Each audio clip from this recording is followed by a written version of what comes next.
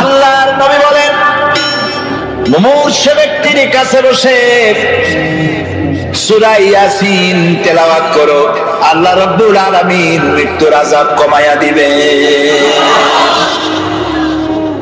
মরতে বসছে, তখন ছেলেবেলেরা হা হুতাশ করতে চিল্লাইতেছে, কোরআন শরীফ করতে জানে না, হায়রে কপাল। জানাজা পড়তে গেছে, জানাজায় নিয়ে গেছে বাপের লাশ, সাতক্ষীরায় বাড়ি বানাইছে, ঘর আছে, দোকান আছে, পাট আছে, জমিন আছে, গাড়ি আছে, সব আছে, সন্তানরা আলেম বানায় নাই। জানাজা পড়তে একজন মৌলানা সাহেবের আনা লাগছে, একজন মৌলানা সাহেব, ইমাম সাহেব জানাজা পড়তে আসলেন, আর আপনার ছেলে প্যান্ট পরা শার্ট পরা, পেশাব করছে কয়বার, পানি নিয়ে নেয় একবার, প্যান্ট ট্যান্ট সর্বনাশ করা। ওই অবস্থায় দাঁড়ায় গেছে ইমামের পেছনে, আল্লাহু আকবার, বাপের কপালে যা আছে হোক। কথা কি আমি খারাপ বললাম না ঠিক বলছি? এখন যদি আপনার ছেলেটা আলেম হইতো, ওই ছেলেটা যদি বাপের লাশ সামনে নিয়ে জানাজা পড়াইতো, তাহলে তার চোখ দিয়ে পানি বেড়াই যাইত। আপনি যদি আমারে বলেন, হুজুর আমার মা মারা গেছে, আপনি একটু আমার মার জন্য কান্দে কান্দে দোয়া করেন, আমি দোয়া করতে পারবো, কিন্তু আমি কি কাঁদতে পারবো? বলেন কাঁদতে পারবো? আরে মা মরছে আপনার, আমি কাঁদবো কোন দুঃখে? এটা তো স্বাভাবিক কথা। সেই জন্য কোরআন ছেলেকে শিখান, সন্তানকে শিখান, মেয়েকে শিখান, নিজে শেখেন, বউরে শিখান, জীবন বাকি জীবনটা কোরআনের খেদমতে লাগায় দেন। বলেন আমিন। আল্লাহ যেন কবুল করেন, বলেন আমিন। এই কোরআন নাজিল হলো, রাসূলুল্লাহ মুখস্থ করতেছেন, এখন মুখস্থ করতে গিয়ে তাড়াহুড়ো করতেছেন যাতে একটা জের জবর ভুল না হয়। আল্লাহ রাব্বুল আলামিন বলেন, লা তুহাররিক বিহি লিসানাকা লিতাজালা বিহি। ও নবী, কোরআনকে মুখস্থ করার জন্য আপনার জিহ্বা এত নাড়াচাড়া করার প্রয়োজন নাই। আমার জিবরাইল যখন কোরআন শরীফ তেলাওয়াত করবে আপনার সামনে, জিবরাইলের সাথে মাত্র একবার উচ্চারণ করবেন আপনি, আপনার সিনার ভিতরে গোটা কোরআন শরীফ মুখস্থ করায় দেওয়ার মালিক আমি আল্লাহ। আপনারে মুখস্থ করাবো, আপনাকে তেলাওয়াত করাবো, সুবহানাল্লাহ। আপনারে তেলাওয়াত করবো, আপনি তেলাওয়াত করতে পারবেন, আপনি মানুষকে বুঝাইতে পারবেন। সুবহানাল্লাহ ওয়া বিহামদিহি। কোরআন নাজিল হলো, কোরআন দিয়ে নবী করিম সাল্লাল্লাহু আলাইহি ওয়াসাল্লাম একটা বিরাট বিশাল বিপ্লব করে ফেললেন।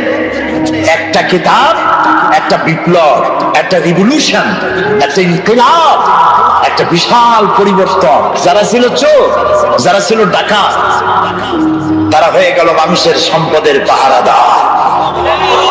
যাদের জ্বালায় মেয়ে লোকেরা রাস্তা দিয়ে হাঁটতে পারত না, তারা হয়ে গেল নারীর সতীত্ব আর সম্ভ্রমের সংরক্ষণকারী। বানায় বললাম না ইতিহাস, ইতিহাস। সুবহানাল্লাহ।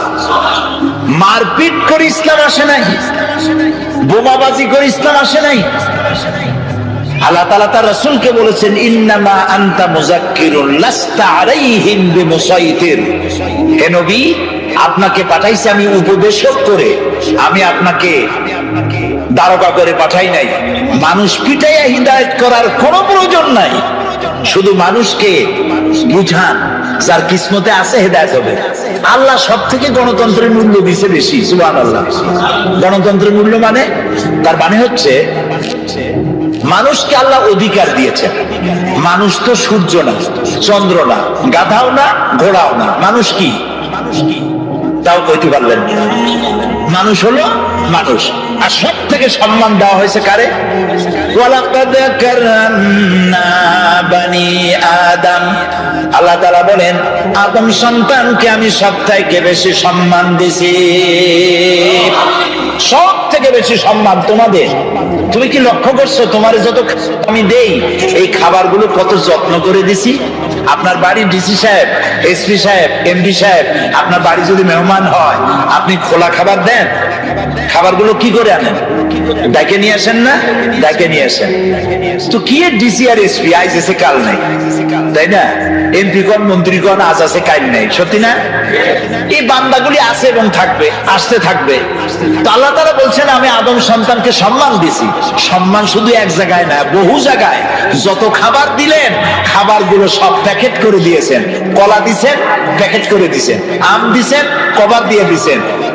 আনারস দিছেন, কাঁঠাল দিছেন, যত খাবার দিছে আপনি তাকায় দেখেন সমস্ত খাবারের উপরে কভার দিয়া পেঁচাইয়া খাবার গুলি দিছে। বান্দা এগুলি খা আর জন্মের মতো নাফরমানি কর নাকি? আমরা তো তাই করতেছি। আহারে কপাল, যিনি করলেন মেহেরবানি আর আমরা করলাম নাফরমানি।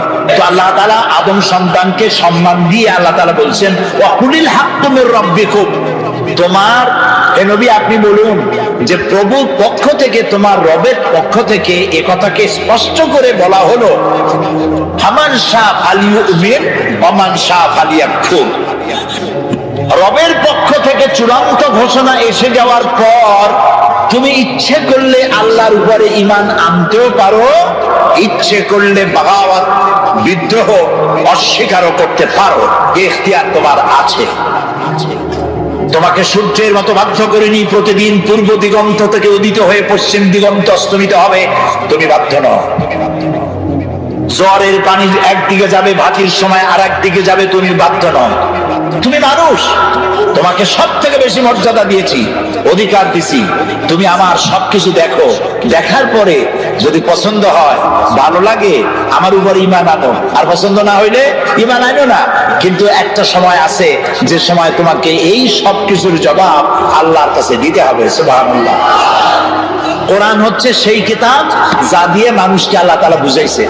এখন আমাদের ইয়াং জেনারেশন, নতুন প্রজন্ম যারা ডিজিটাল বোঝে খুব ভালো, নতুন প্রজন্ম কম্পিউটার বোঝে, ডিজিটাল বোঝে, অ্যানালগ বোঝে, সব বোঝে। ওই যুবকেরা লেখাপড়া সঠিক পদ্ধতিতে না হওয়ার কারণে, আমি যুবকদের দোষ দিচ্ছি না, দোষ হচ্ছে সিস্টেম অফ এডুকেশন, শিক্ষা পদ্ধতির দোষের কারণে নতুন জেনারেশন তারা বুঝতেছে কোরআন হচ্ছে 1400 বছর আগের পুরানা, আর বিজ্ঞান হচ্ছে নতুন। বিজ্ঞান হচ্ছে কোরআনের চাইতে শ্রেষ্ঠ। বিজ্ঞান সবকিছু দিয়েছে, কোরআন তো কিছুই দেয় নাই। এই চিন্তা করতেছে যুবকেরা, ওরা বোঝে না সেই জন্য। কিন্তু আজ থেকে 1400 বছর আগে এই কোরআন নাজিল হয়েছে। বর্তমান বিজ্ঞান পরিশ্রম করে, মেধা খরচ করে, তারপরে অর্থ খরচ করে যেসব বিষয় এখন আবিষ্কার করছে, এ সব কিছু আল্লাহ রাব্বুল আলামিন 1400 বছর আগে এ কোরআনে বলে রেখেছে। গত সেপ্টেম্বর মাসের 12 তারিখ, রমজান মাস, আরব আমিরাতের উপরাষ্ট্রপতি, প্রধানমন্ত্রী, দুবাইয়ের শাসক মোহাম্মদ বিন রাশেদ আল মাকতুম আমাকে দাওয়াত দিয়েছিলেন। পৃথিবীর 72টি দেশ ইন্টারন্যাশনাল কোরআন অ্যাওয়ার্ড, এই অনুষ্ঠানে 72টি দেশের স্কলারদেরকে তিনি দাওয়াত দিয়েছেন। 72টি দেশ অংশগ্রহণ করেছে। সেখানে আমার মতো একটা ভাঙাছেড়া লোককে তিনি প্রধান অতিথি করেছেন। সেখানে আমার বক্তব্যের বিষয় ছিল the scientific miracles in the holy Quran, কোরআনের বিজ্ঞানময় মুজিজা। এর উপর আমাকে বক্তব্য রাখতে হবে, সময় 2 ঘন্টা। 2 ঘন্টা বক্তব্য রাখার জন্য আমি প্রস্তুতি নিতে চাইলাম। কোরআন থেকে বিজ্ঞানের, কোরআন দিয়ে বক্তৃতা করতে হবে, তো আমি বক্তৃতা নিতে হবে কোরআন দিয়ে। এ কোরআন তো ওয়াজের সবচেয়ে বড় কিতাব, আমরা বুঝি না, সেই জন্য কিসসা কাহিনী ছাড়া ওয়াজই হয় না। একদিন নবী মুস্তাফায় রাস্তা দিয়ে হাইটে যায়, হরিণ একটা বাধা ছিল গাছেরই তলায়, পরে সাল্লাল্লাহ, কোন জায়গায় পাইছে আল্লাহ জানে, এগুলো কোথাও নাই, আন্দাজে বানায় নিয়েছে। কিসসা কাহিনী নবীর নামে, সাহাবীর নামে মিথ্যা কথা কইয়া মানুষ কান্দায়। কথা বুঝতে পেরেছেন? কোরআনের শ্রেষ্ঠ ওয়াজের কিতাবের নাম কি? কোরআন। আমি যেহেতু আমাকে বক্তব্য রাখতে হবে, সেখানে সরকারি লোকজন থাকবে। সেই মাহফিলে প্রিসাইড করেছেন অ্যাটর্নি অফ ল ইব্রাহিম দুমিল্লাহ, তিনি প্রিসাইড করলেন।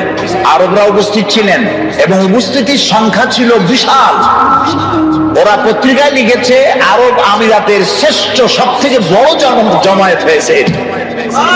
টিভি চ্যানেলগুলি লাইভ প্রচার করেছে।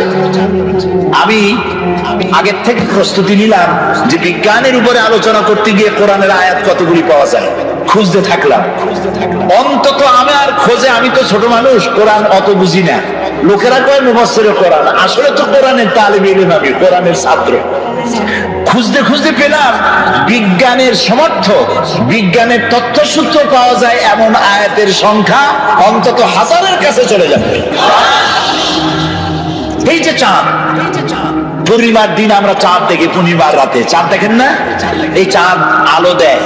আজ থেকে 100 বছর আগে মানুষের ধারণা ছিল চাঁদ নিজেই আলো দেয়।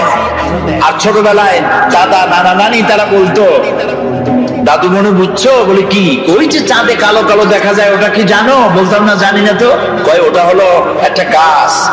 সুবহানাল্লাহ, চাঁদের মধ্যে গাছ। ছোটবেলায় চিন্তা করতাম, কয় যে শুধু গাছ না, ওখানে একটা বুড়ি আছে সুতা কাটে। তখন চিন্তা করতাম যে আরে এই বুড়ি এত কষ্ট করে সুতা কাটে, সারাদিন তো খায় কি? পরে কিন্তু ওই ধারণা আমাদের এখন আর নাই, ঠিক না? ভূমিকম্প সম্পর্কে প্রশ্ন করা হতো, ভূমিকম্প কি জানো?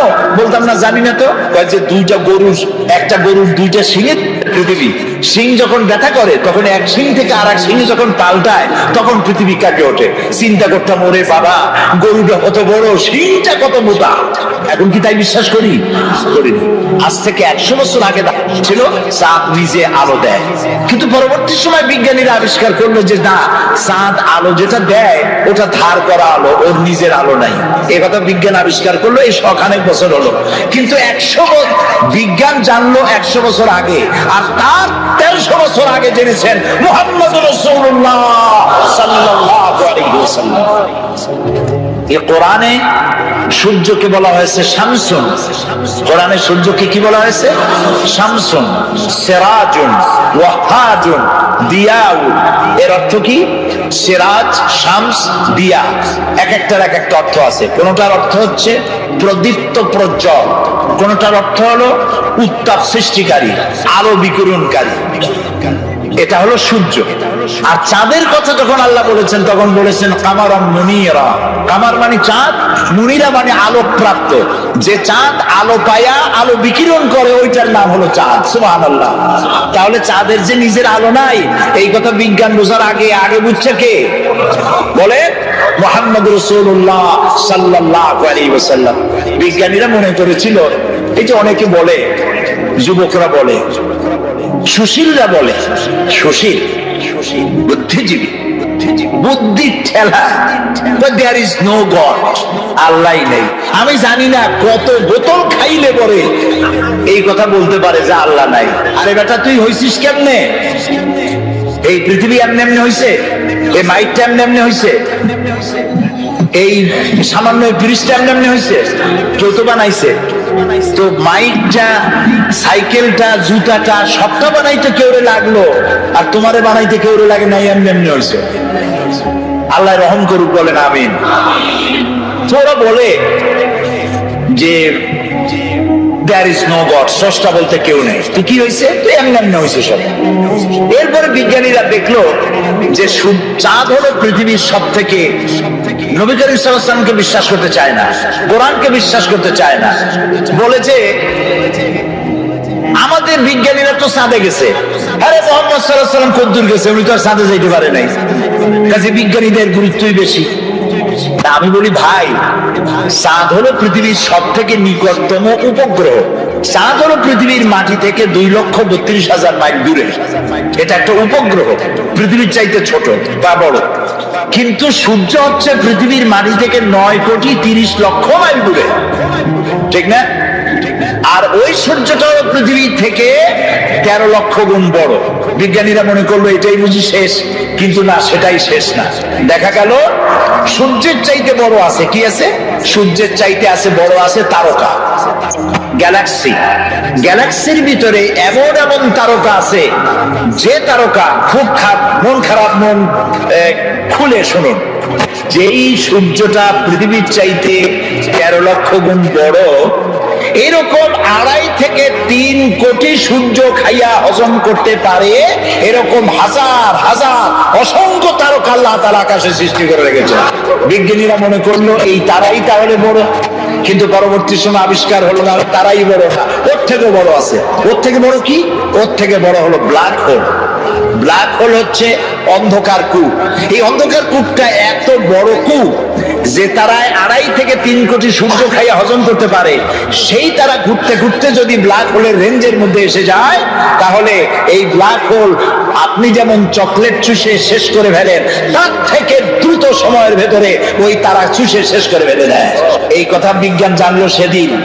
আর আল্লাহ রাব্বুল আলামিন বিজ্ঞান জানার 1300 বছর আগে আল্লাহ রাব্বুল আলামিন বলছেন, ফালা উকসিমু বিন নুজুম, সেই তারকাসমূহের শপথ,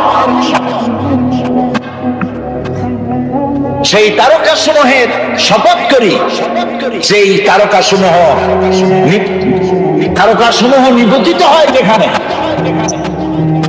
ফালা উকসিমু বিমাওয়াকিন নুজুম, তারকাসমূহ নিবতিত হয় যে জায়গায়, সেই জায়গার শপথ করি। তো তারকাসমূহ নিবতিত হয় কোথায়? ব্ল্যাক হোলের মধ্যে। সেই কথা আল্লাহ তাআলা 1400 বছর আগে বলে রেখেছেন কোরআন শরীফের মধ্যে। এই যে আপনার আমার একটা শরীর, একটা বডি আছে না? কেমনে হয়েছে এই বডিটা? আল্লাহ রাব্বুল আলামিন বলেন, এই কোরআনের মধ্যে বলেছেন, ইন্না খালাকনাকুম মিন তুরাবিন সুম্মা মিন নুতফাতিন সুম্মা মিন আলাকাতিন সুম্মা মিন মুদগা। তোমাকে মাটির, নিষ্প্রাণ মাটি দিয়ে সৃষ্টি করা হয়েছে, এর থেকে নুতফা হয়েছে, মায়ের পেটে চলে গিয়েছে। এখন বিজ্ঞানীরা, ভ্রূণ তত্ত্ববিদরা বলেন, ভ্রূণ তত্ত্ববিদ তারা বলেন, ভ্রূণ থাকে মায়ের পেটে 3টা পর্দার আড়ালে। এখন বলতেছে, আর কোরআন বলতেছে ফি জুলুমাতিন সালাস, 3টা পর্দার আড়ালে মায়ের পেটে সন্তান থাকে, ফি কারারিন মাকিন, একটা সুরক্ষিত জায়গার ভিতরে আমি তাকে রেখে দেই। আলাকা সুম্মা মিন নুতফাতিন সুম্মা মিন আলাকা, আলাকা মুআল্লাক থেকে। বিজ্ঞানীরা এখন আবিষ্কার করেছে, যেটা মায়ের পেটের মধ্যে যে জরায়ু আছে, বাচ্চা থলি যেখানে বাচ্চাটা থাকে, ওইখানে আলাকা, এটা ঝুলন্ত অবস্থায় সেটকে থাকে, লাগিয়ে থাকে, মিশে থাকে। ওরা এখন বলতেছে, কিন্তু আল্লাহ বলেছেন 1400 বছর আগে। তারপরে আল্লাহ কি বলছেন? এটাকে আমি গোশতপিণ্ড বানাই, ঢাকা সাউনাল ইযাম লাহমা, এই গোশতগুলিকে কচি কচি কতগুলি হাড্ডি দিয়া বডি ফরমেশন করে, তার উপরে গোশত দেই, তার উপরে লাহাম দেই, চামড়া দেই, এরপরে একটা মানুষের আকৃতি ফি আইয়ি সুরাতিম মা শা রাক্কাবা ইউরাক্কিবু তারকিবান, একটার পর একটা জোড়া দিয়া আমি তোমাকে তৈরি করেছি। দেখো তো জোড়া কতগুলা, হাতের আঙ্গুল থেকে শুরু করে বাহু পর্যন্ত কয়টা জোড়া? খালি কিলাকিলি করছেন, জোড়া কয়টা গুনিয়া দেখেন নাই? 6টা জোড়া। আঙ্গুলের মাথা থেকে শুরু করে বাহু পর্যন্ত 6টা জোড়া। এই 6টা জোড়া যদি না থাকতো তাহলে কি হতো? ধরেন একটা জোড়া বাদ দিলাম, কোনোই তো জোড়া নাই, কারো কবজা নাই। কি বলে সাতক্ষীরা কি কয়, দরজায় কি লাগায়? কবজা বলেন তো। এইখানে কবজা নাই, এখানে যদি কবজাটা না হতো এটা কি হইতো? এটা হাত হইতো না, হইতো লাঠি। ভাত খাইতেন কেমনে? এটা তো ক্লোজ হবে না, ভাত খাবেন কেমনে? খাবারের জন্য 2 হাতের মাথায় 2 জনে বসতে হবে, কে ওরে মুখে দেবে, সে তার মুখে দেবে। তাও আবার আঙ্গুলগুলো ভাঁজ হবে না, জোড়া নাই, কাঁচা চামচের মধ্যে মতো মুখে ভাত ঢুকে দিয়ে নাকের সিধার মধ্যে গিয়ে দিচ্ছে। হাসতেছেন, কোরআন বোঝেন নাই, কপাল করেছে। আল্লাহ বলতেছেন, এমনি এমনি সেজদা দিবি বেটা, সেজদা দিবি যখন বুঝতে পারবি আমি তোরে বানাইছি কেমনে। সুবহানাল্লাহ, বলেন সুবহানাল্লাহ। আরে কিছু বানাই দিলাম, পাও বানাই দিলাম বাস করে যেন বসতে পারো, ঠ্যাঙের উপরে ঠ্যাং ফেলে ঠ্যাং ঝুলাও, কিন্তু বানাইছি কি কায়দা করে সেটা দেখো নাই। ঠ্যাঙের উপরে ঠ্যাং দিয়ে আবার পাও না, আবার হাত দিয়ে বস, কপাল পোড়া কোথায় দিলেন, দিলেন।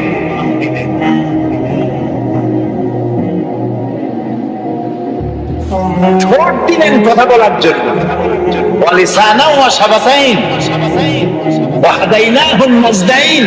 সুবহানাল্লাহ। এই যে দুইটা ঠোঁট, কি কোন সুবহানাল্লাহ। আচ্ছা, এই দুইটা ঠোঁট যদি না থাকতো, ঠোঁট দুটো কত সুন্দর, হাসি দিলে এই ঠোঁটেই সৌন্দর্য বাড়ায় দেয়। দাঁত ঠোঁট দুটো মিলে হাসির সৌন্দর্য বাড়ায়। বুড়া মানুষের দাঁত নাই, সে যদি হাসে তার হাসি একরকম। জি, আবার দাঁত ভাঙ্গাদের দাঁত নাই, ফাঁক ফাঁক, ওর হাসি একরকম। পুরা দাঁত গুলি আছে, ঠোঁটও আছে, এর হাসি আবার আর এক রকম। এখন ঠোঁটবিহীন মুখের চিন্তা করেন, ঠোঁট নাই, মনে হবে যেন বেশকি দিয়ে রয়েছে সারাক্ষণ। কি সুন্দর দুইটা ঠোঁট দিয়া দিলেন। আপনি ঠোঁট নাড়বেন, জিহ্বা নাড়বেন, আপনার মনের কথাগুলি ভাষা হইয়া বেরিয়ে গিয়ে অন্যকে বুঝাতে সহযোগিতা করবে। সুবহানাল্লাহ, আল্লাহু আকবার, আরো জোরে কর আল্লাহু আকবার। কোরআন এর ব্যাখ্যার কোনো শেষ নাই। আল্লাহ তাআলা বলছেন, কুল লাউ কানাল বাহরু মিদাদান লিকালিমাতি রাব্বি লানাফিদাল বাহরু ক্বাবলা আন তানফাদা কালিমাতু রাব্বি ওয়ালাউ জি'না বিমিসলিহি মাদাদা। আল্লাহ তাআলা বলেন, হে আমার নবী, আপনি বলেন তাম পৃথিবীর সব পানিগুলি যদি কালি হয়ে যায়, আর তাই দিয়ে যদি আমার রবের কালেমার ব্যাখ্যা লেখা যদি শুরু হয়ে যায়, লিখতে লিখতে তাম পৃথিবীর সব পানিগুলি শেষ হয়ে যাবে, আমার রবের কালেমার ব্যাখ্যা লেখা শেষ হবে না। এটা সেই কোরআন। সুবহানাল্লাহ বলবেন না? আরে মুসলমান, এই কোরআন বুঝি না, কোরআন বুঝি না। ছেলেপেলেদেরকে কোরআন শিখাই না, বাচ্চারা কোরআন জানে না। মরার সময় এই একটু আগে বলে আসছি মাদ্রাসা শিক্ষক পরিষদের মিটিং এর মধ্যে, না কোথায় বললাম, হ্যাঁ বলে আসলাম, যখন মারা যায়, মরার সময় না শিবিরের কোথায় কোন প্রোগ্রামে বললাম, মানুষ যখন মারা যায় তখন তার পাশে সেইখানে নিয়ে এই কয়েকজন আলেম মাদ্রাসার ছাত্র নিয়ে কোরআন শরীফ পড়ায়, সাতক্ষীরা পড়ায়। এবার যদি শুধু সাতক্ষীরা না, সারা বাংলাদেশে, আমি সাতক্ষীরার ভালোবাসি, সেই জন্য বারবার সাতক্ষীরা করি। তো সারা বাংলাদেশের সব জায়গায় মানুষ মরলে মাদ্রাসা থেকে কিছু আলেম ওলামা ছাত্র আইয়া কোরআন শরীফ পড়া, যে কোরআন শরীফ পড়ে। এখন আপনাদের কমন সেন্সের কমন বাদ দিয়ে শুধু সেন্স যদি থাকে, সেটা দিয়ে চিন্তা করে কন, এই মরা মানুষটা একই কোরআন শরীফ শুনবে? শুনতে পারবে না। তো এর কোরআন শুনে লাভটা কি? এখন এর যখন বাচ্চা ছিল তখন তো শোনার নাই, এখন মরে গেছে, এই মরা মানুষটারে কোরআন শুনে লাভ কি? আর শুনাইতেছেন কিছু আলেম নিয়ে আসছেন, কিছু মৌলবী, কিছু হাফেজ নিয়ে আসছেন। এখন 20 জন 25 জন হাফেজ নিয়ে আসছেন। ওরা চিন্তা করতেছে যে 25 জন আসছি, যদি 1000 টাকা দেয় তাহলে 50 টাকা করে ভাগে পাবো, 25 টাকা করে ভাগে পাবো। তো তেলাওয়াত করতেছে, আর ফাঁকে ফাঁকে যদি এগুলো চিন্তা করে, কোন হাফেজ আলেম রাগ করবেন না, আমি সত্যি কথা বলছি। এই চিন্তা যদি করে না, আমি ধরে নিলাম করে না, কিন্তু যদি করে পড়ার সময় যে পয়সা এত কয়টা দেবে, ভাগে পাবো এত, তাহলে বিশ্বাস করুন 1 পয়সারও সওয়াব হবে না। সারা দিন তেলাওয়াত করবেন, কোনো সওয়াব হবে না। তাহলে সবই হইল না, আর মরা মানুষের কাছে বসে পড়াইলেন, লাভটা হইলো কি? খামোখা কতগুলি পয়সা গেল। আল্লাহ পাকের মহব্বতে উদ্বুদ্ধ হয়ে যারা ইতিম এবং মিসকিনকে যারা দান করে, আত্মীয় স্বজন, গরিব আত্মীয় স্বজন, অসহায় প্রতিবেশী, পথচারী, এদের জন্য যারা সাহায্য করে। কারণ হচ্ছে ইসলাম তো শুধু নামাজ রোজার কথাই বলেনি, ইসলাম মানুষের জীবনের সকল দুঃখ দুর্দশার দিকে লক্ষ্য রেখেছে। যারা বোঝে না তারা ইসলামকে শুধুমাত্র একটি ধর্ম মনে করে, আর ইসলামের যে অর্থনীতি আছে, সমাজনীতি আছে, এটা তারা বুঝতে পারে। মাছের যেমন পচন ক্রিয়া শুরু হয় তার মাথা থেকে, সমাজের পতন শুরু হয় তেমন রাজনৈতিক নেতৃবৃন্দ, সমাজ নেতৃবৃন্দ এবং এক শ্রেণীর বুদ্ধিজীবীদের মাথা থেকে, তাদের থেকেই সমাজে পচন ক্রিয়া শুরু হয়ে যায়। এই শ্রেণীর লোকদের দাবি হলো ধর্ম আর অর্থনীতি সম্পূর্ণ দুই প্রান্তিক দিকে বাস করে। ধর্ম এক জিনিস আর অর্থনীতি হচ্ছে আর এক জিনিস, রাজনীতি হচ্ছে ভিন্ন জিনিস। তারা জানে না ইসলাম হচ্ছে পূর্ণাঙ্গ জীবন বিধান। আল্লাহ পাক বলছেন, এই কোরআন কি যারা অনুসরণ করবে তাদের তো খাওয়া পড়ার অভাব হওয়ার কথা না। কোরআনে কারিমে আল্লাহ রাব্বুল আলামিন বলেন, فمن تبع هداي فلا خوف عليهم ولا هم يحزنون আল্লাহ পাক বলেন এই কোরআনের অনুসরণ যারা করবে, এই কোরআনের আইন যারা মেনে চলবে, কোরআনকে মেনে যারা চলবে, এর শাসন যারা মেনে চলবে, ফালা খাউফুন আলাইহিম, ওদের জন্য কোনো ভয় নাই, ওয়ালা হুম ইয়াহজানুন, ওদের জন্য কোনো চিন্তাও নাই। কিসের ভয় নাই? যেই সমাজে কোরআনের আইন চালু হয়ে যাবে, ওই সমাজের ভিতরে চুরির ভয়, ডাকাতির ভয়, জেনার ভয়, হত্যার ভয়, ধর্ষণের ভয়, লাঞ্ছনার ভয়, গঞ্জনার ভয়, কোনো ভয় থাকবে না। ওয়ালা হুম ইয়াহজানুন, ওই সমাজের মানুষের মনে কোনো চিন্তাও থাকবে না। কিসের চিন্তা থাকবে না? যেই সমাজে কোরআন চালু হয়ে যাবে, কোরআনের আইন দিয়ে সমাজ পরিচালিত হবে, ওই সমাজের মানুষের খাওয়া পড়া, শিক্ষা, চিকিৎসা, বাসস্থানের কোনো চিন্তা থাকবে না। ইসলামী সমাজ তার গ্যারান্টি দেবে। জোরে বলেন সুবহানাল্লাহ। এটা আল্লাহ পাকের ওয়াদা। কার ওয়াদা? জোরে কোন তো? আল্লাহ পাক, ফামান তাবিয়া হুদায়া ফালা খাউফুন আলাইহিম ওয়ালা হুম ইয়াহজানুন, আল্লাহ পাকের ওয়াদা। কিন্তু দুর্ভাগ্য আমাদের, আল্লাহর ওয়াদা বিশ্বাস হয় না। ওই যে প্রথম দিন বলেছিলাম যে ওয়াদার মৌসুম এসে গেছে, ওয়াদার এক বিরাট মৌসুম এসে গেছে। এখন থেকে যত জনসভা হবে শুনতে পারবেন শুধু ওয়াদা আর ওয়াদা। এই সব ওয়াদাগুলি মানুষেরা বিশ্বাস করে, কিন্তু আল্লাহ পাকের ওয়াদা মুসলমান হওয়া সত্ত্বেও মগজে ঢোকে না, মনের মধ্যে বিশ্বাস স্থাপন করতে পারে না। আল্লাহ পাক বলছেন কোরআনকে মানো, কোরআনকে মেনে চলো, তাহলে সমাজ সুন্দর হবে, ভয় থাকবে না, চিন্তা থাকবে না। এই পৃথিবীতে প্রথম দিন থেকেই পৃথিবীতে দুইটা শ্রেণী চলে এসেছে। এই পৃথিবী একটা হচ্ছে ধনী, আর একটা হচ্ছে দরিদ্র। ধনী আর গরিব আবহমান কাল থেকে এই দুই শ্রেণী চলে আসছে। আদিকাল থেকেই মানুষ এই দুই শ্রেণীর ভিতরে সমতা সৃষ্টির জন্য প্রচেষ্টা চালিয়েছে। দার্শনিকরা চালিয়েছে, বিজ্ঞানীরা চালিয়েছে, এবং এক একজন এক এক ধরনের মতবাদ দিয়ে এই দুই প্রান্তিক অবস্থা থেকে একই সমান্তরালে আনার জন্য চেষ্টার কম করেনি। পুঁজিবাদের হাত থেকে রক্ষা পাওয়ার জন্য সমাজতন্ত্র তৈরি হলো, কমিউনিজম তৈরি হলো। অবস্থা তারা দেখতে পেল সর্বনাশ। আগে তো ছিলাম চোরের বাড়ির সামনে, সব চুরি হয়ে যেত, এখন তো ডাকাতের ঘাটে সেই নৌকা লাগালাম, এখন তো জানো যাবে। সেজন্য সমাজতন্ত্র পৃথিবীকে কিচ্ছু দিতে না পেরে নিজের দেশেই আত্মহত্যা করলো। এরপরে আবার বাঁচার জন্য মুক্ত বাজার অর্থনীতির নামে সমাজতন্ত্রীরা আবার সেই পুঁজিবাদের দিকে অগ্রসর হওয়ার চেষ্টা চালাচ্ছে। পৃথিবী সাক্ষী, দুনিয়া সাক্ষী, মানুষের তৈরি করা মতবাদ দিয়া পৃথিবীতে কোথাও স্থায়ী কোনো শান্তি আসে নাই। এ কথাটা কি মিথ্যা না সত্য? এ কথা মিথ্যা না সত্য? সুতরাং এই পৃথিবীর বুকে না সমাজবাদ দিয়ে শান্তি হবে, না পুঁজিবাদ দিয়ে শান্তি হবে। পৃথিবীর বুকে শান্তি হতে পারে কেবলমাত্র নবীদের পরিকল্পনার মাধ্যমে। কারণ দার্শনিক বিজ্ঞানীরা যা বলেছেন, পরিকল্পনা দিয়েছেন, সব তাদের মন মস্তিষ্ক প্রসূত। আর আম্বিয়া আলাইহিমুস সালাম যে পরিকল্পনা দিয়েছেন, সব আল্লাহ রাব্বুল আলামিনের দেওয়া। নবীদের পরিকল্পনা কার? জোরে চিল্লায় কোন কার?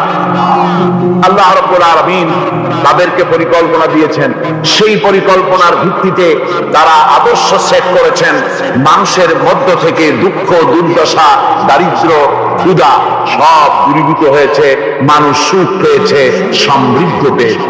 আমার বন্ধুগণ, ইসলামী বিপ্লবের দাওয়াতের পর্যায়ে মক্কি জিন্দেগিতে যখন সূরা রাসূলের আসতেছিল, সেই সময় আল্লাহ রাব্বুল আলামিন বলেছেন, ওয়াহাদাইনাহুন নাজদাইন। আমি কি উভয় স্পষ্ট পথ তাদেরকে দেখায় দেই নাই? উভয় স্পষ্ট পথ তাদেরকে দেখানো হয়েছে। ফালাক্তাহামাল আকাবাতা ওয়া মা আদরাকা মাল আকাবা ফাক্কু রাকাবা। তুমি কি জানো তারা, আসল কথা হলো তারা সেই দুর্গম বন্ধুর ঘাঁটি অতিক্রম করতে চায় না। তুমি কি জানো সেই বন্ধুর দুর্গম ঘাঁটিটি কি? তা হচ্ছে শৃঙ্খল বন্দি দশা থেকে মানুষদেরকে মুক্ত করে দেওয়া। আর أو إطعام في يوم ذي مسغبة يتيما ذا مقربة أو مسكينا ذا متربة। উপবাসের দিনে নিকটবর্তী এতিম দুঃখীকে খেতে দেওয়া, আর গুলামলিন মিসকিন যারা আছে তাদেরকে খেতে দেওয়া। যাদের পেটে খাবার নাই, ক্ষুধার দিনে খুঁজে খুঁজে তাদেরকে খাবার দেওয়া। এই সমস্ত কাজ যারা করবে আল্লাহ রাব্বুল আলামিন তাদের সম্পর্কে বলেছেন উলাইকা আসহাবুল মাইমানা। কিয়ামতের দিন এদের ডান হাতে আল্লাহ রাব্বুল আলামিন আমলনামা দান করবেন। জোরে বলেন সুবহানাল্লাহ। আমলনামা বেঈমান যারা তাদের হাতে আসবে, তাদের কোন হাতে আসবে?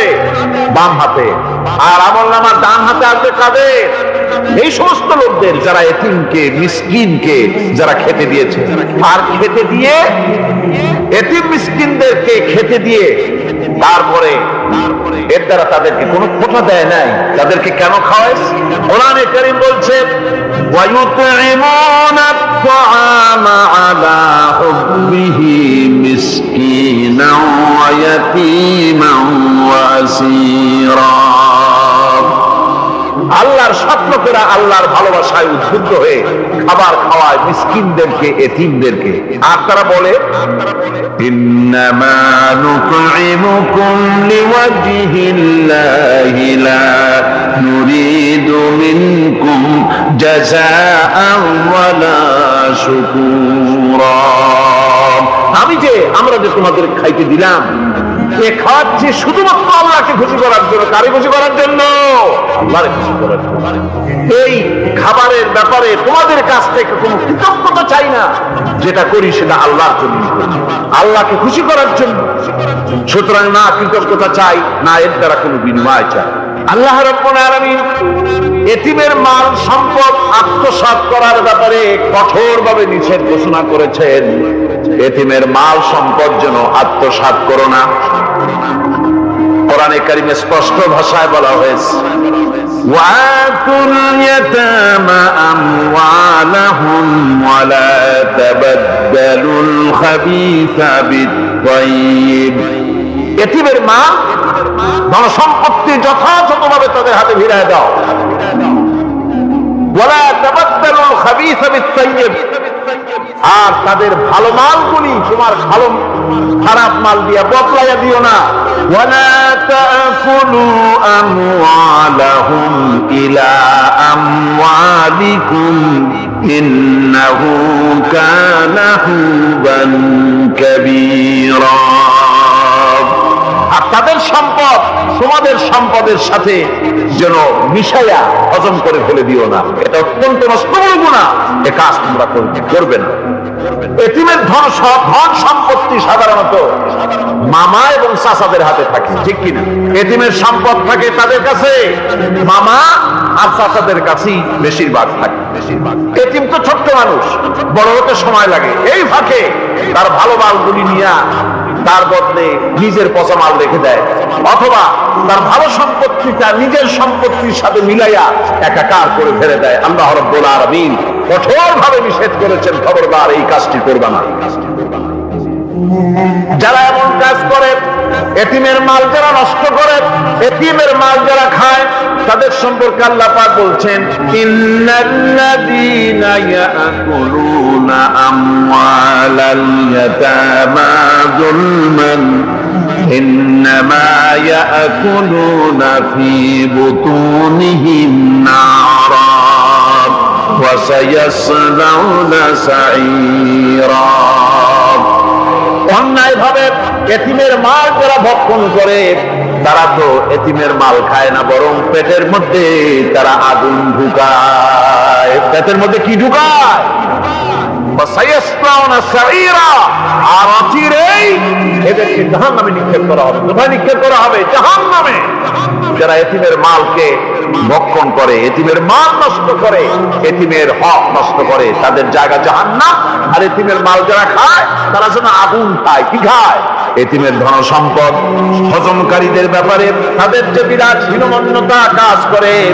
এজন্য আল্লাহ পাক বলতেছেন, কাল্লা বাল্লা তুকরিমুনাল ইয়াতীম।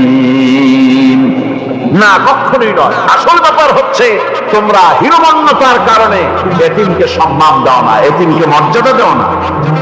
ওয়ালা তাহাজ্জুনা আলা তাআমিল মিসকিন। আর মিসকিনদেরকে তোমরা পরস্পরকে খেতে দেওয়ার জন্য তোমরা উৎসাহিত করো না। নিজেরাও খাও না, অন্যদেরকেও সে পথে উৎসাহিত করো না। এই যে কাজগুলি তোমরা করে, মস্ত বড় অপরাধ। আল্লাহ রাব্বুল আলামিন এতিমের মাল সম্পর্কে আরো বলছেন, ওয়ালা তাকরাবু মালাল ইয়াতীম ইল্লা বিল্লাতী হিয়া আহসান হাত্তা ইয়াবলুগা আশুদ্দাহু। আল্লাহ পাক বলছেন, এতিমের মালের নিকটবর্তীও হবে না যতক্ষণ পর্যন্ত তারা যৌবন প্রাপ্ত না হয়, বুদ্ধি শুদ্ধি না আসে, ততক্ষণ পর্যন্ত এতিমের মালের কাছে যাবে না। হ্যাঁ, যাবে মালটাকে রক্ষণ করার জন্য, রক্ষণাবেক্ষণ করার জন্য, মালগুলি খাওয়ার জন্য না। এতিমদের ব্যাপারে আল্লাহ পাক এভাবে সতর্ক করেছেন। মানুষ যখন, বাচ্চাগুলি যখন এতিম হয়ে যায়, বাচ্চা বেঁচে থাকতে, বাচ্চার বাপ মা বেঁচে থাকতে বাচ্চারে কোলে নেয়। দেখবেন বড় লোকের ছেলে দেখতে ভালো দেখা যাচ্ছে না, নাকে ময়লা, তাতে ময়লা, তারপরেও বড় লোক, সেই জন্য বাচ্চাটার কোলে নেয়। ইচ্ছা করে না, তারপরে তারা খুশি করার জন্য কোলে নেয়। করে না কিরকম? এরকম করে। বাপ মা বেঁচে আছে, তখন চাচাতে মামুতে ভাগ্নাকে ভাতিজাকে আদর করে কোলে নেয়, ঘাড়ে নেয়, চুমা খায়।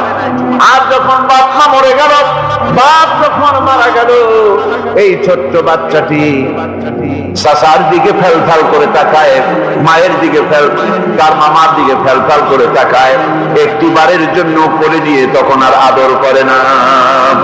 মনের মধ্যে তখন দুর্বিসন্ধি থাকে, এই বাচ্চা মরুক অথবা তার সম্পদ যা আছে সম্পদগুলিকে লুটপাট করে দেয়। দেখেন এবার মিলান কথার সাথে আল্লাহ পাক, লাইসাল বিররা আন তুওয়াল্লু ওয়াজুহাকুম কিবালাল মাশরিকি ওয়াল মাগরিব। পূর্ব পশ্চিমে কত মাথা ঘুরালে, কত সেজদা দিলে, এটাই কিন্তু পুণ্যবান হওয়ার জন্য বড় কথা নয়। বরং সত্যই হলো আগে যা বলেছি সেগুলি, আর সত্য হলো এতিম মিসকিনদেরকে, বিধবাদেরকে, অসহায়দেরকে সাহায্য করতে হবে। এগুলি করলে তাহলে তুমি মুমিন বলে প্রমাণিত হবে, তুমি সব ব্যক্তি ভালো মানুষ, নেককার, পুণ্যবান বলে আল্লাহ পাকের দরবারে তুমি প্রমাণিত হবে। আল্লাহ পাক বলছেন, ওয়া আকামাস সালাতা ওয়া আতাজ যাকাত। সত্যিকারের নেককার এবং পুণ্যবান হওয়ার জন্য নামাজ প্রতিষ্ঠা করতে হবে আর যাকাত আদায় করতে হবে। আমি নামাজটাকে মাঝখান থেকে ছেড়ে দিলাম আগামীকালের জন্য ইনশাআল্লাহ। যেহেতু এতিম মিসকিনদের কথা, সদকার কথা, দানের কথা বলছি, আর যাকাত আছে সামনে, এটার সাথে যাকাতটারে মিলাই দিই, তাহলে কালকে শুধু নামাজের ব্যাপারে বললেই চলবে ইনশাআল্লাহ। আর নামাজ আর যাকাত এতই গুরুত্বপূর্ণ, যেটা ছাড়া ইসলামের ইমারত গড়তেই পারে না, ইসলাম থাকতে পারে না, মুসলমান থাকতে পারে না, শান্তি থাকতে পারে না, স্বাধীনতার গ্যারান্টি হতে পারে না। নামাজ, যাকাত আল্লাহ পাক যে নিয়ম করেছেন, এর উপরই মানুষের শান্তি, স্বস্তি, স্থিতিশীলতা সবটার গ্যারান্টি হচ্ছে নামাজ আর যাকাত। সুবহানাল্লাহ। আল্লাহ রাব্বুল আলামিন যাকাতের কথা বলছেন। যাকাত হচ্ছে পবিত্র করে দেওয়া। নামাজের পর ইসলামের সবচাইতে গুরুত্বপূর্ণ ব্যাপার হলো নামাজ। নামাজের পরই গুরুত্বপূর্ণ ব্যাপার হচ্ছে যাকাত। আর ইবাদতের বেলায় সাধারণত নামাজের পরে আমরা রোজা বলি, নামাজ রোজা, কিন্তু আসল কথা হচ্ছে নামাজের পরই যাকাত। কোরআনে কারিমে এভাবেই বলা হয়েছে। নামাজ এবং যাকাত এই দুটি জিনিস হচ্ছে ইসলামের প্রধান স্তম্ভ। ইসলামী রাষ্ট্র যদি হয়, যদি দেশটা ইসলামী রাষ্ট্র হয়ে যায়, তাহলে মুমিনেরা যদি ক্ষমতায় আসে তাহলে কি কাজ করবে? আল্লাহ রাব্বুল আলামিন কোরআনে কারীমের মধ্যে বলেছেন, আল্লাযীনা ইম্মাক্কান্নাহুম ফিল আরদি আকামুস সালাত ওয়া আতাউজ যাকাত। আমার মুমিন বান্দারা যদি ক্ষমতায় আসে, মুমিনরা যদি ক্ষমতা পায়, তাহলে চারখানা কাজ করবে। কয়খান কাজ? জোরে চিল্লায় কোন কয়খান? প্রথম কাজ, ক্ষমতায় এসেই নামাজ প্রতিষ্ঠা করবে। প্রথম কাজ কি? নামাজ প্রতিষ্ঠা করবে। সে নামাজের কথা বলবো কালকে। 2 নম্বরের কাজ হলো যাকাত আদায় করবে। 2 নম্বরের কাজ কি? যাকাত আদায় করবে। যাকাত বোর্ড গঠন করবে না, যাকাত আদায় করবে। যে সরকার নামাজ প্রতিষ্ঠা করে না, সে সরকারের যাকাত বোর্ড করে যাকাত আদায় করার অধিকার থাকার কথা নয়। সুবিধাবাদ জিন্দাবাদ দিলে তো চলবে না। যাকাতের টাকা নিয়ে করেন কল্যাণমূলক কাজ, কিন্তু আল্লাহর হুকুম তো সেরকম না। আল্লাহর প্রথম হুকুম হলো নামাজ প্রতিষ্ঠা করতে হবে, তারপরে যাকাত আদায় করতে হবে। কোরআন শরীফ খোলার সাথে সাথে যে জিনিসটা নজরে পড়ে সেটা কি? কোরআনে কারীম খোলার সঙ্গে সঙ্গে যে জিনিসটি নজর পড়ে তা হলো আলিফ লাম মিম যালিকাল কিতাবু লা রাইবা ফীহি হুদাল লিল মুত্তাকিন আল্লাযীনা ইউমিনুনা বিল গায়বি ওয়া ইউকিমুনাস সালাতা ওয়া মিম্মা রাযাকনাহুম ইউনফিকুন। এই কিতাবের মধ্যে কোনো সন্দেহ নাই, মুত্তাকিনদের জন্য এই কিতাব হেদায়েত, হেদায়েতের জন্য এসেছে। আর মুত্তাকি হচ্ছে তারা যারা নাকি গায়েবের প্রতি ঈমান আনে, অদৃশ্যকে বিশ্বাস করে, নামাজকে প্রতিষ্ঠা করে, আর আমি যে রিজিক দিয়েছি তার দ্বারা আমার রাস্তায় খরচ করে। ইসলাম নামাজের পরই যাকাতের জায়গাটা দিয়েছে। যেখানেই আছে আকিমুস সালাত, সেখানেই আছে ওয়াতুজ যাকাত। দেখছেন কি ধরনের একটা মিল? যেখানেই নামাজ প্রতিষ্ঠা করো সেখানে যাকাত আদায় করো। তার মানে হলো নামাজ সঠিকভাবে প্রতিষ্ঠা হতেই পারে না যাকাত ভিত্তিক অর্থ ব্যবস্থা পরিচালিত হওয়া ছাড়া। কারণ একটি গরিব মানুষ, পেটে খাবার নাই, সে নামাজ পড়তে যখন দাঁড়িয়েছে তার নিজের পেটে খাবার নাই, তার বাচ্চা অসুখে তড়পাচ্ছে, তার ছেলের পরীক্ষার ফি নাই, ফি দেওয়ার মতো পয়সা নাই, তার স্ত্রীর পরনে কাপড় নাই, নামাজ পড়তে দাঁড়িয়েছে, স্বাভাবিকভাবেই নিজের ক্ষুধার যন্ত্রণা, বিবি বাল বাচ্চার কষ্টের কথা এগুলি তার মনের মধ্যে তোলপাড় করে উঠবে। এ কথা আল্লাহর চাইতে আর কে ভালো বুঝবে? সেই জন্য আল্লাহ পাক বলেছেন, আকিমুস সালাত ওয়া আতুজ যাকাত, নামাজ প্রতিষ্ঠা করো, যাকাত আদায় করো। নামাজ আর যাকাতকে পাশাপাশি রাখা হয়েছে। আর এই নামাজ আর যাকাত দুনিয়ার সমস্ত নবীদের উপর আল্লাহ ফরজ করেছিলেন। কোন সুবহানাল্লাহ। এ শুধু আপনার আমার নবীর উপরে না, দুনিয়ার সব নবীদের উপরে নামাজ আর যাকাত কি ছিল? শেষে একখানা হাদিস আপনাদের শোনাই। ওয়ান আবি হুরায়রা রাদিয়াল্লাহু তাআলা আনহু قال قال رسول الله صلى الله عليه وسلم السخي قريب من الله وقريب من الجنة قريب من الناس بعيد من النار। হযরত আবু হুরায়রা রাদিয়াল্লাহু তাআলা আনহু বলেন, রাসূল করিম সাল্লাল্লাহু আলাইহি ওয়াসাল্লাম বলেছেন, দানকারী আল্লাহর নিকটতম, দানকারী আল্লাহর নিকটতম, দানকারী বেহেশতের নিকটতম, দানকারী মানুষের নিকটতম, দানকারী জাহান্নাম থেকে দূরে সরায় দেন আল্লাহ। দানকারী বেহেশতের কাছে, আল্লাহর কাছে, মানুষের কাছে, আর জাহান্নাম থেকে অনেক অনেক অনেক দূরে। ওয়াল বাখিলু বাঈদুম মিনাল্লাহ বাঈদুম মিনাল জান্নাহ বাঈদুম মিনান নাস কারীবুম মিনান নার। আল্লাহর নবী বলেন, বখিল ব্যক্তি, যে ব্যক্তি কৃপণ, সে আল্লাহ থেকে দূরে, সে বেহেশত থেকে দূরে, সে মানুষ থেকে দূরে এবং জাহান্নাম থেকে একেবারেই নিকটে। নাউজুবিল্লাহ, নাউজুবিল্লাহ। ওয়ালা জাহিলুন সাখিয়ুন আহাব্বা ইলাল্লাহি মিন আবিদিন বাখিল। তিরমিজি শরীফের হাদিস। আর অবশ্যই একজন জাহিল দাতা, একজন কৃপণ আবেদের চাইতে আল্লাহর কাছে তার অনেক দাম। সুবহানাল্লাহ। সুতরাং আল্লাহর পথে প্রাণ খুলে আল্লাহর পথে দেওয়ার জন্য মন তৈরি করুন। আল্লাহ যা দিয়েছেন, যেমন জোয়ার, যেমন ভাটি তেমন জোয়ার। কুয়ার পানি যদি না উঠান, কুয়ার পানি ক্রমান্বয়ে পচে যাবে, নষ্ট হবে। পানি যত উঠাবে, কুয়া পানি তত জারি থাকবে। কোন সুবহানাল্লাহ। দিতে থাকবেন আল্লাহর রাস্তায়, দিতে থাকবেন, ততই কল্যাণ হবে, মুক্তি হবে, শান্তি পাবেন। মোনাজাতের জন্য বসেন, এক্ষুনি মোনাজাত।